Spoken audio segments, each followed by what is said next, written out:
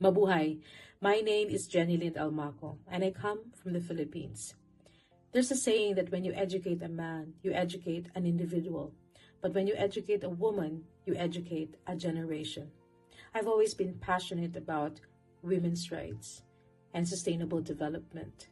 I helped co-found an organization called Spark, which was created, it was established in order to help in making sure that Filipino women were empowered economically, socially, and politically, to take a seat at the table, to break the cycle of violence, and to shatter glass ceilings, but more importantly, to find their niche in the country and in the world.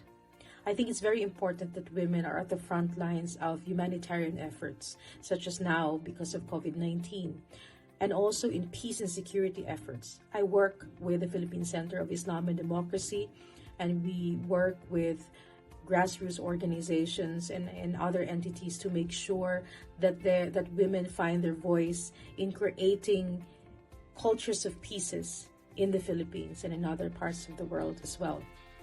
I've had my share of challenges. I think that as women, we are misunderstood sometimes.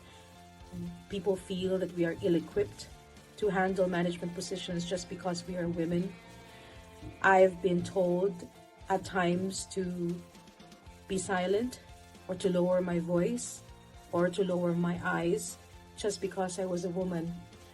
But I was able to overcome this because I've had mentors. And my mentors are not just women, they're also men. And I think it's very important to find your tribe, to find people who believe in you and who have your back and who are genuinely happy when they succeed in mentoring you, and when you succeed, most especially. I believe in mentoring the next generation. I believe that in order to sustain the gains that we've had, especially in human rights and women's empowerment, we need to make sure that the next generation are also equipped and that they also find their voice in the world. You know, my formative years were from a farm, and they were defined by the 3 C's. Carabao, because we always had our trusted water buffalo that took us to the farm. And we had coffee, so another C, and chocolate, another C. And when I grew up, this became competence, character, and courage. These are the words that I live by. Competence, because we have to be excellent in what we do. And even if we make mistakes, because that is normal, we should just make sure that we are still inspired, and we always should be excellent in what we do, no matter what.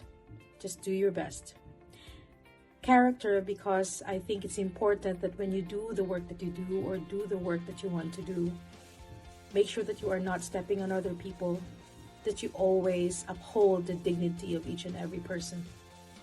And courage, because in this world there's a lot of things that might scare us, but in order to counter all the hatred in the world, we have to find that light and that spark and that bravery inside of us. And when we come together, then we can definitely make a difference. Then we can have a better and hopefully kinder world, not only for us, but for our children.